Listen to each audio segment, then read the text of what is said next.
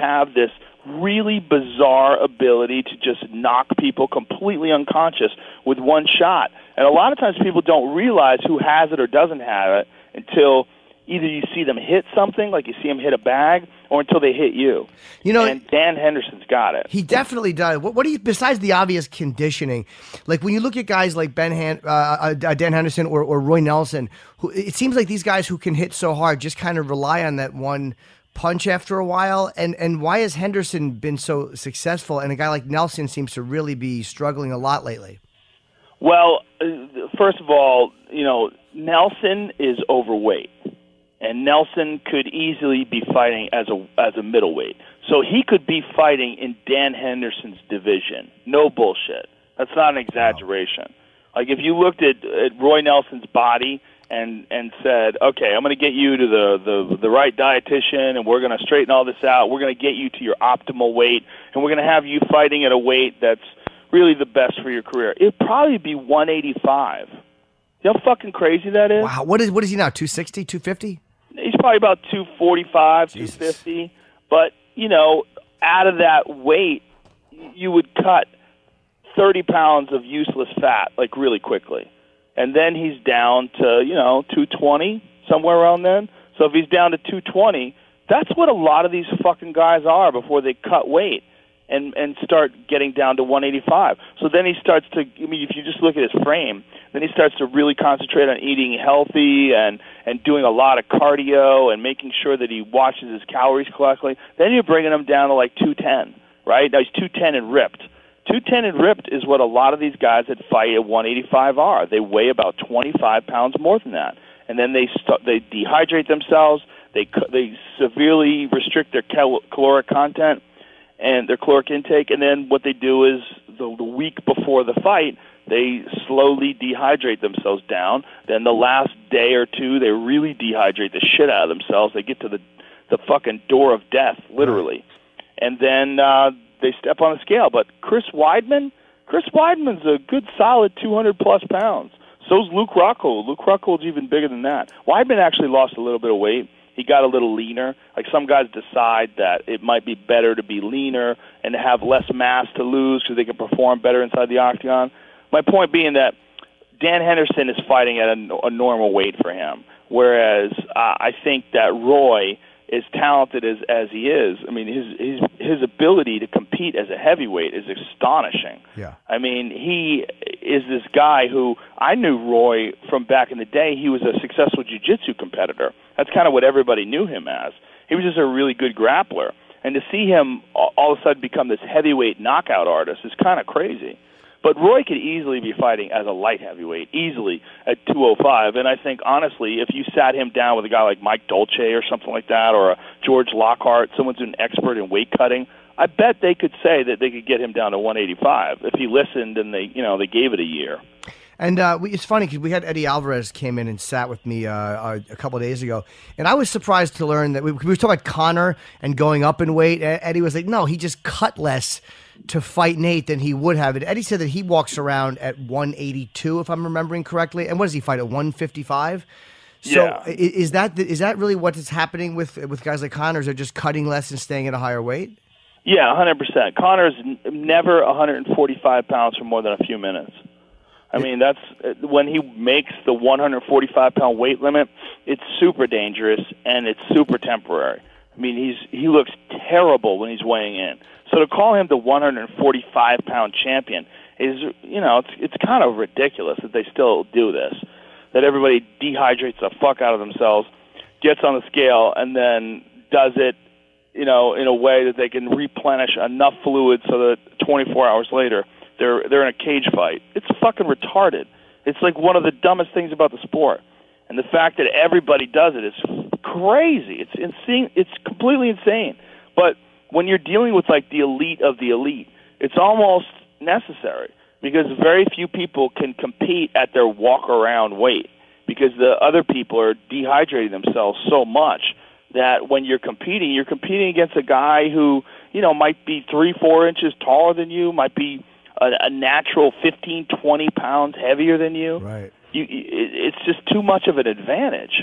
It factors in. What do you think? It's funny. I didn't realize they were doing earlier weigh-ins. So I'm like, why the fuck are guys jumping on scales in their sneakers? And then I was like, oh, it's probably earlier weigh-ins. How much earlier are they doing the weigh-ins? And what do you think about the early weigh-ins and also the not allowing them to hydrate with IV? I think the earlier weigh-ins are good. I think the not allowing them to hydrate with IVs is bad. I don't like that. Oh, I thought you were for that. Okay. No, I think not allowing them to hydrate with IVs, it makes it dangerous because you have a less. See, there's a lot of debate about this, and a lot of people say that it is more effective to rehydrate orally than it is to rehydrate with IVs. My concern is not just rehydrating, but also rehydrating the brain. I think one of the big issues with the weight cutting is that it takes more than 70 hours for your brain to rehydrate. Now, I haven't seen anything that shows that it's more effective to rehydrate with the brain orally than it is to do it with an IV. I think pretty much most people feel like the best way to rehydrate the brain is with IVs.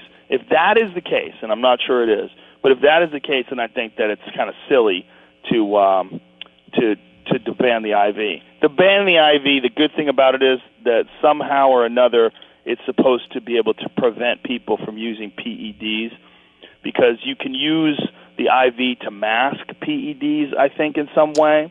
Really? So the fact that it's keeping drug cheats from being able to compete while they're on steroids, well, I like that aspect of it.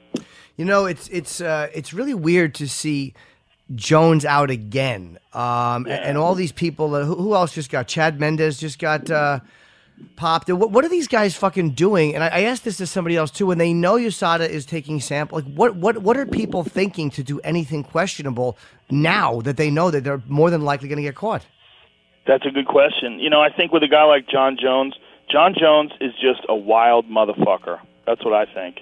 And I think that's one of the reasons why he's so goddamn good. I think he's a wild dude. I think he likes to party. I think he gets crazy. And I think he makes bad decisions sometimes when he's doing those things. And I think that's exactly what we're looking at. I think John has made some pretty critical errors in his life. And this is a big one. Whatever the fuck he took or why he took it, I don't know. I mean, I've heard all sorts of speculation. John hasn't talked about it. No one's released whatever the supplement was or, whatever it was that could have possibly caused him to test positive. It's super unfortunate, though, because it's happening to one of the most talented guys ever in his prime. And they're going to remove him from the sport for like 2 years. And then when he comes back, oh, fucking Christ, man, all the shit that he's going to have to deal with and the pressure and the stress. And you saw that pressure and the stress that he was under when he fought Ovin St. Preux. And then the financial drain, taking away his ability to make a living during the prime of his career. There's so many things that are happening to him right now that are really, really unfortunate. Yeah, 2 years is a long, long time. And when I saw him in the lobby of a hotel with Matt, actually, and Dean Thomas, we were just chatting for a minute. And he's like, hey, man, I'm hoping for 6 months or whatever. But have they given him the 2 years yet or no? No, I don't think there's been a sentence yet. I mean, yeah, I mean, I don't know what it is. I don't mean, he took something, allegedly, something called clomiphene. And what clomiphene is clomiphene is an anti-estrogen. It's like an estrogen blocker. Right. And guys take it when they've taken steroids to recycle their endocrine system, to get their endocrine system fired back up again. That's one of the ways to get your body to produce testosterone more efficiently is to take an estrogen blocker. And so some have speculated that that's because he was on steroids and this is what he took to try to get his system back in order. Who fucking knows, man? The problem is all these goddamn supplements that people buy from like GNC and, Muscle Build 5,000, these things that they sell at, vitamin stores, a lot of those things have fucking steroids in them. A lot of them. A lot. Like the USADA page, if you go to the USADA webpage, they detail. I had Jeff Nowitzki on the podcast, and he took us to the page. We could go over all the different supplements that are currently containing and have been proven to contain steroids. It's fucking crazy. There's hundreds of them. hundreds and hundreds of different things you could buy off the shelf that have steroids in them. So if you buy something, you go, oh, this doesn't have anything illegal in it, I'll just take this. This might help my performance a little bit. This might give me a little bit of an edge. There's a lot of those things that people take that turn out to be banned substances, unfortunately.